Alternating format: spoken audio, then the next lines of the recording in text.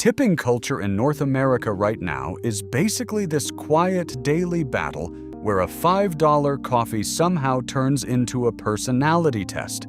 You're standing there in line at the dépanneur or a cafe, card in hand, and the screen flips to show 20, 25, 30%, like it's daring you. Average tips across the US are sitting around 15.46% nationally in recent 2025 to 2026 data from payment platforms, down a bit from the old 18 to 20% standard because tip fatigue is real.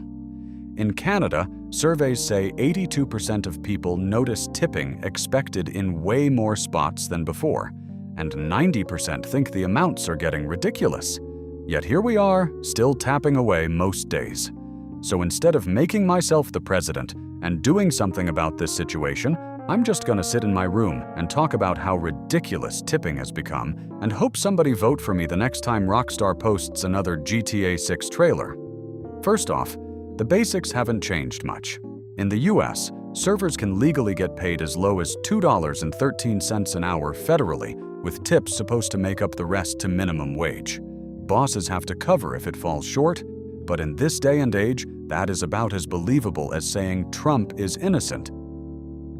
Canada's more straightforward.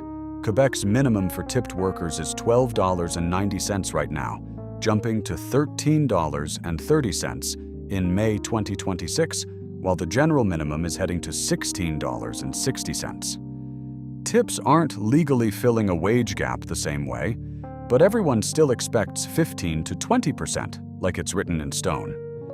Then digital stuff kicked it into overdrive.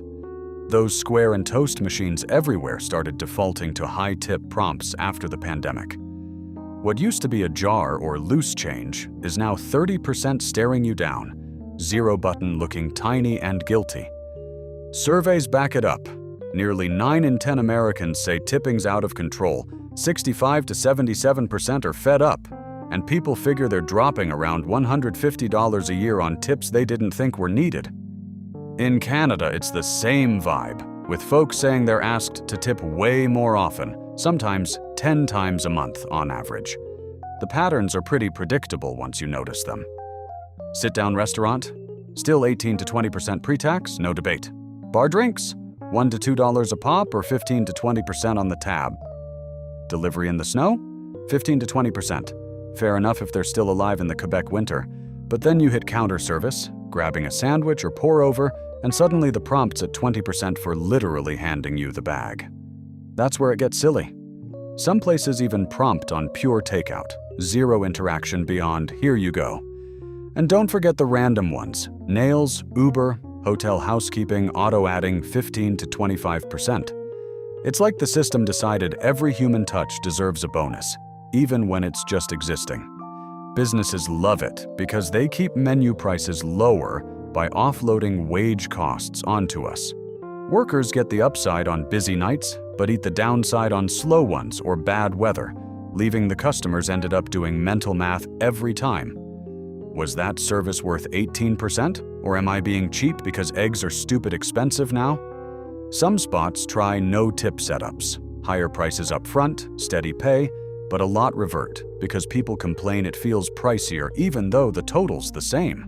After going through all the wage rules, the prompt creep, the fatigue stats, the regional quirks, the everyday breakdowns, here's the part that sneaks up and hits. The whole damn thing only keeps spinning because we'd literally rather fork over extra cash than deal with 3 awkward seconds of silence. Not the low wages, not the greedy screens, not inflation. Just that tiny social flinch wins every time. We could kill it tomorrow if half of us tapped zero without blinking. But in a world where rent's brutal, hydro bills sting, and buying a PC costs you more than a car, avoiding one micro moment of judgment feels like the easier win. So people keep tipping, keep grumbling to our friends later, keep acting like it's optional generosity when it's really just paid appeasement. Next time the screen spins, maybe just tap what feels right or zero and walk out like nothing happened. Or don't. Your call. Either way, the machine's gonna keep asking. Tradition's a hell of a drug.